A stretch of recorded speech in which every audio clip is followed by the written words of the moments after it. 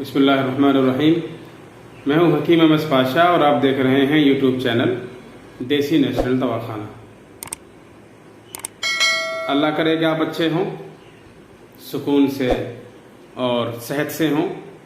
اللہ آپ کو ہر پریشانی سے ہر بلا سے محفوظ رکھے۔ اس سے پہلے ویڈیو میں ہم نے ایک نسخہ پیش کیا تھا جو بواسیر کی بیماری سے متعلق تھا، اور کچھ باتیں میں نے اس کے تعلق سے بتائی تھی کہ بواسیر کی بیماری کیا ہوتی ہے اور کس طرح سے بیماری پیدا ہو جاتی ہے، اور ہم اگر تھوڑا سا اپنے کھان پین پر دھیان دیں اور کچھ چیزوں کی دیکھ بھال کر لیں تو ہم اس پریشانی سے آسانی سے بچ سکتے ہیں۔ ایک نسخہ اور میں پیش کر رہا ہوں جو بواسیر کی بیماری سے متعلق ہے اور انتہائی مجرب نسخہ ہے اور معمول مطب ہے اور بہت زیادہ اجزاء پر مشتمل بھی نہیں ہے، لیکن بڑا مفید حکیم اجمل صاحب کا معمول تھا یہ، اور انہوں نے زمانے تک اس کو تیار کیا ہے اور زمانے تک اس کو معمول کیا ہے، انہی کا معمول مطب، اور اس کے بعد نہ جانے کتنے لوگوں کا معمول مطب ہے، اور اس کے اجزاء بھی آپ اجزاء سے اندازہ لگائیں تو جو بنیادی کمیاں پیدا ہو جاتی ہیں آنتوں میں یا پخانے کو روکنے والے جو نسیں ہوتی ہیں ان میں جو استرخاء اور ڈھیلاپن پیدا ہو جاتا ہے، اس کو دور کرنے کے لیے ہوتا ہے۔ بڑا اچھا، بڑا مفید نسخہ ہے، بڑا کارآمد ہے اور انتہائی مجرب ہے۔ آپ اگر نسخہ نوٹ فرمانا چاہیں تو نسخہ نوٹ فرما سکتے ہیں۔ اجزاء بہت زیادہ نہیں ہوتے، اور بہت سے احباب کہتے ہیں کہ یہ دوائیوں کے نام سمجھ میں نہیں آتے۔ دیکھیں، میں آپ کو ایک بات بتاؤں، جو بھی نیا فن ہوتا ہے ان چیزوں کو صرف اسی فن کا آدمی سمجھ سکتا ہے۔ آپ کو دواؤں کے نام اگر سمجھ میں نہیں آتے ہیں تو آپ سمجھنے کی کوشش بھی نہ کریں، سمجھتے کیوں ہیں؟ آپ کا فن ہی نہیں ہے وہ، لہذا آپ کتنی بھی کوشش کریں وہ باتیں آپ کی سمجھ میں نہیں آئیں گی۔ کچھ اصطلاحی نام ہوتے ہیں ہر فن کے کچھ ایسے مخصوص نام ہوتے ہیں کہ ان کے معنی مخصوص ہوتے ہیں اور ان کو ہر آدمی نہیں سمجھ پاتا، کچھ ہی لوگ اس کو سمجھ پاتے ہیں جو اس سے متعلق ہوتے ہیں۔ تو اس لیے اگر آپ کو یہ پریشانی آتی ہے کہ آپ کو ان کے نام سمجھ میں نہیں آتے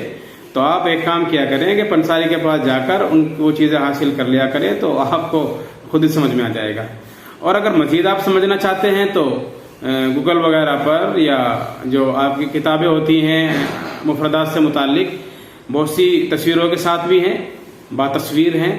مصور ہیں۔ اگر آپ ان کتابوں میں ان کو تلاش کریں تو انشاءاللہ یہ چیز آپ کو بڑی آسانی سے دستیاب ہو جائیں گی۔ اور اگر پھر بھی آپ کو نہیں مل پاتی تو ہم سے رابطہ کر لیں۔ باقی ہم کوشش کرتے ہیں کہ کم از کم ایک آدھ فوٹو ممکن اگر ہو تو اس کا لگا دیا جائے تاکہ اس سے تھوڑی بہت رہنمائی مل جائے۔ اگرچہ فوٹو سے مکمل رہنمائی نہیں ہوتی، تو اگر اس طرح کی پریشانی آپ کے ساتھ آتی ہے تو آپ ایک کام کر لیا کریں کہ آپ مجھ سے رابطہ کر لیا کریں۔ انشاءاللہ میں کوشش یہ کروں گا کہ جو پریشانی ناموں کی پہچان میں آپ کو آ رہی ہے وہ پریشانی آپ کو نہیں رہے گی۔ بہرحال نسخہ بتا رہا ہوں میں۔ رسوت، مصفہ، نیم کی نبولی کا مغز تخم نیب، مغز تخم بقائن کی جو گٹھلی ہے اس کا مغز، حلیلہ سیاہ، ہر ایک برابر مقدار میں لے لیں، ایک تولہ، 2 تولہ، 40 تولہ، 10 گرام، 20 گرام، 50 گرام، 100 گرام حسب موقع۔ اگر آپ اکیلے استعمال کرنی ہے تو ایک تولہ یا 2 تولہ لے لیں، اور اگر آپ بہت سے احباب کو استعمال کرانا چاہتے ہیں یا مطلب کی زینت بنانا چاہتے ہیں تو آپ اس کو زیادہ مقدار میں لے لیں، اور ان تمام چیزوں کو باریک پیس کر پاؤڈر بنا لیں، اور پاؤڈر بنانے کے بعد ککروندے کے پتے لے کر اس کو کوٹ لیں، اور ککروندوں کے پتے سے جو عرق نکلتا ہے اس عرق کو نچوڑ کر اس عرق میں اس کو گوندھ کر اس سے گولی بنائیں۔ رسوت، مصفہ اور نیم کی نبولی کا مغز، بقائن کی نبولی کا مغز، گٹھلی کا مغز اور حلیلہ سیاہ، چھوٹی ہیڑ، کالی ہیڑ، ان تمام کو برابر مقدار میں لے کر پیس لیں۔ ککروندے کے پتوں لے کر ان پتوں کا عرق نکال لیں، عرق نکال کر اس عرق کی مدد سے اس پاؤڈر کو، باریک پسے ہوئے پاؤڈر کو مکس کر لیں، اور مکس کر اس کی چنے کے برابر گولیاں بنا لیں۔ بعض اوقات ایسا ہوتا ہے کہ دواؤں کا جو صفوف ہے وہ آپس میں مل نہیں پاتا، جب گولیاں بنتی ہیں ان کی تو بڑی پریشانی آتی ہے۔ اگر کبھی اس طرح کی پریشانی آپ کو لاحق ہوا کرے تو آپ ایک کام کر لیا کریں کہ جو سما غربی ہوتا ہے، ککر کا گوند تھوڑا سا لے کر 10-20 گرام، 10 گرام کافی ہے اس طرح کی مقدار میں، حسب موقع، بہرحال جیسا آپ بہتر سمجھیں، اس کو آپ کسی چیز میں پیس کر یا تھوڑا سا اس کی اجزاء باریک کر کے اس کو پانی میں بھگو دیں، تھوڑے پانی میں، وہ پانی میں حل ہو جائے گا، اور جب وہ پانی میں اچھی طرح سے مل جائے تو پھر اس پانی کو اس سفوف میں شامل کر لیں،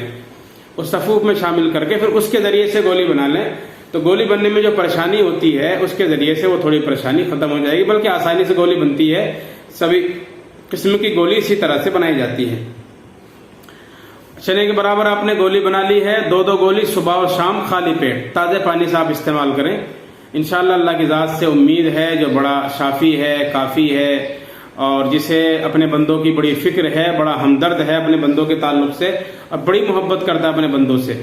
اس کی ذات عالی سے یہ قوی امید ہے کہ اللہ تعالیٰ آپ کو اس معمولی گولی سے شفا عطا کر دے گا۔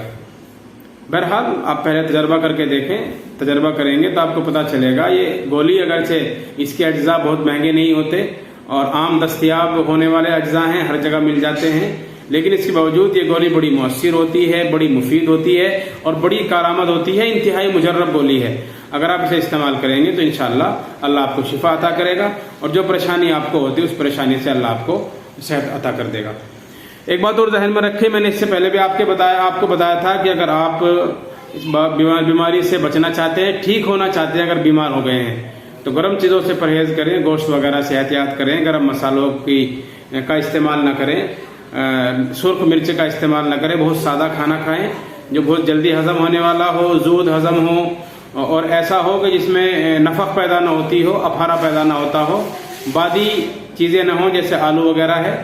آپ اس میں بیگن کا استعمال بھی کم کریں، اور وزن زیادہ نہ اٹھائیں، بہت محنت نہ کریں، دھوپ میں بہت زیادہ نہ رہیں، تھوڑا چلتے پھرتے رہیں، چہل قدمی کریں، تو انشاءاللہ یہ پریشانی اللہ کی ذات سے امید ہے کہ آپ کو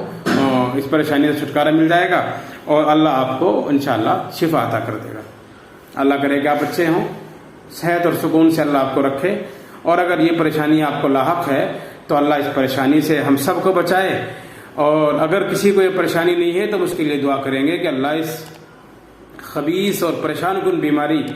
اور عزت کو بالکل ملیامیٹ کرنے والی بیماری سے اللہ ہم سب کو بچا کے رکھے۔ السلام علیکم ورحمۃ اللہ وبرکاتہ۔